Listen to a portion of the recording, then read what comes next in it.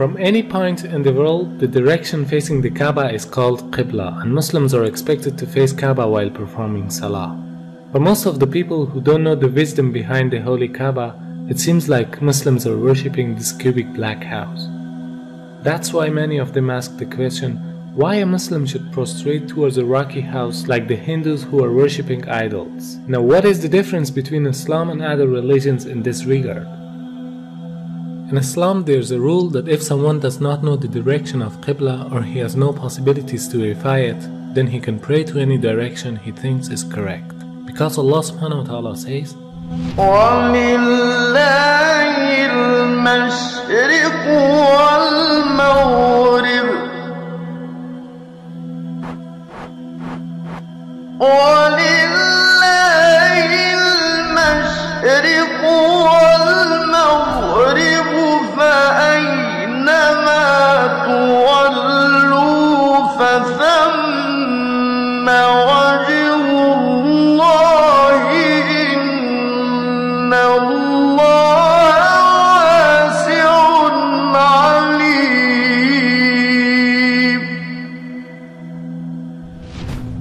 From this verse we can understand that the meaning of prostrating towards Kaaba is only to be united. Otherwise, everywhere is belonging to Allah subhanahu wa ta'ala. No Muslim ever worships the Kaaba when you offer Salah. Kaaba is the Qibla, it is the direction. We Muslims, we believe in unity. Now when we offer Salah, suppose you want to offer Salah here. Some will say, let's face north, some will say south, some will say east, some will say west. For unity, Allah says in the Quran, Surah Baqarah, that wherever you are, face towards the Kaaba. So Kaaba is the Qibla, it is the direction. So we are facing in that direction, but no one worships the Kaaba. Furthermore, if yet you have doubts, if you read the hadith that's mentioned in Sahih Bukhari, volume number 2, in the book of Hajj, chapter 56, hadith number 675, Hazrat Umar, may Allah be pleased with him, near the second Caliph of Islam, second Khalifa, he said that this black stone pointing at Hajar Aswad, black stone, it can neither benefit me, it can neither harm me. Just because my Prophet kissed it, I am kissing it. This statement that this black stone can neither harm anyone nor benefit anyone is sufficient to prove that the Muslim don't worship the Kaaba. Furthermore, at the time of the Prophet, there were Sahabas, there were companions of the Prophet who stood on the Kaaba and gave the azan. No idol worshipper will ever stand on the Kaaba and give the azan, proving that no Muslim ever worships the Kaaba. It's only the Qibla, it's a direction. Not only Salah towards the Kaaba, rather the circumambulation is also a sign of unity. If you look to the creation, from the tiny world of quantum to the huge celestial bodies in the universe, from the very atom to the biggest stars and planets, they are all rotating and circumambulating around a certain axis in a counterclockwise direction. And this is exactly what the Muslims are doing around the Kaaba. So in Islam, it's an act of worship. It means in nature everything is worshipping the Almighty Creator, but not the body which is in the center of the circumambulation. This represents the unity in the whole creation. Beside the logical fact, there is a scientific reasoning about the Kaaba.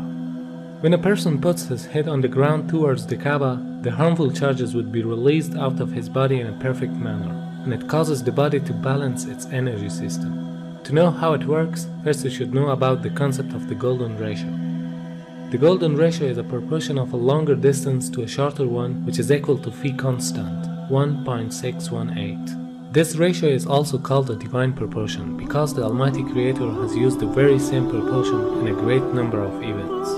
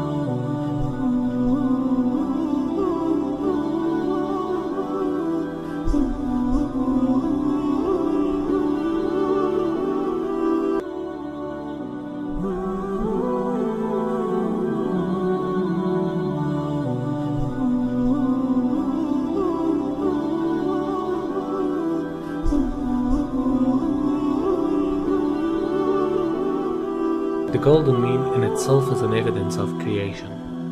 If we apply this ratio on Earth, we'll find out that the golden point of the globe is the city of Mecca, whereas the golden point of Mecca is holy Kaaba. So because it's the golden point of the globe, it is the strongest energetic field on Earth. فالمركزية جاءت واخد بالك في الاتجاه العلمي. بمعنى ايه؟ ان هم لما طلعوا في الفضاء وصوروا فلقوا الارض كرة معلقة ومظلمة، ولذلك حتى الراجل قال ايه؟ اجدها كرة مظلمة معلقة، من الذي علقها؟ هو يريد هو أرمسترونج. وكان كأنه يريد أن يقول بلسان الحال لا بلسان المقال الله الذي علقها. ووجدوا فيها شعاع يخرج من الأرض كتبوه في الشبكة العنكبوتية في الإنترنت وخلوه على مدى 21 يوم ثم أخفوه. لماذا؟ يعني الأمور تتبع يعني مقاصدها يعني إخفاؤه دعنا نقول إنه له دلالة مثلا، له دلالة كبيرة جدا. لسبب لأن هذا البيت العتيق، يعني هم لما جم ولقوا فيها شعاع، لما لقوا هذا الشعاع ابتدوا يركزوا الصورة فوجدوا انه خارج من مكة، وبالتركيز وجدوا انه خارج من الكعبة، وبالتالي عندما تطوف انت تشحن. معلش سبحان الله. أيوة هذه حقيقة. Now the investigations show that every day our body collects electromagnetic charges from its surrounding which are harmful for us, and these charges concentrate to the forehead, meaning the frontal lobe of the brain, which causes depression, headache, laziness, mental pressure, and even more dangerous problems. This forehead part of the brain is known as the frontal chakra, throughout which the body takes positive and negative energy. It is observed that these harmful charges can be released by putting our head down on the ground. But for a better result, we should put the frontal chakra of our body in a direction towards the strongest energetic field of the earth, meaning the Kaaba. Dr. Andrew Newsberg studied the brainwave activity during the prayer. He found some direct impact on several brain locations. The benefits of prayer are incredible.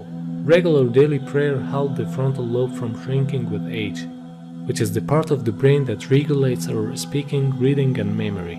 Therefore, this helps to prevent memory loss in old ages. A perfect form of meditation which brings us to a state of tranquility. وهناك بحث أن صخور مكة البازلتية السوداء هي أقدم الصخور الموجودة في العالم. هذا كلام حقيقي. أقدم الصخور. أيوة. وهذا أثبت علميا. أثبت علميا وبحث منشور، وليس أخذوا يعني صخور بازلتية من مكة وشافوا المناطق اللي بتتكون هنا. الأمر إنه المتحف البريطاني فيه 3 شرايح من الحجر الأسود، وقالوا هذا الحجر ليس من صخور المجموعة الشمسية. The latitude of the coordinates of Kaaba is 21 degrees and 25 minutes. The first verse that describes Kaaba is the verse 225. Could this mathematic harmony be a simple coincidence? The part of the coordinates after the comma can be described in the form of minutes as well as in ratios of percentages. In order to handle the upcoming objections, when we look at the coordinates of Kaaba by changing them to percentage ratios, we come across the following verse. Surah 2, verse 142. Hence, no matter how we look at it, there is a sign in the verses that point to Kaaba, and this could only be possible with the wisdom of God.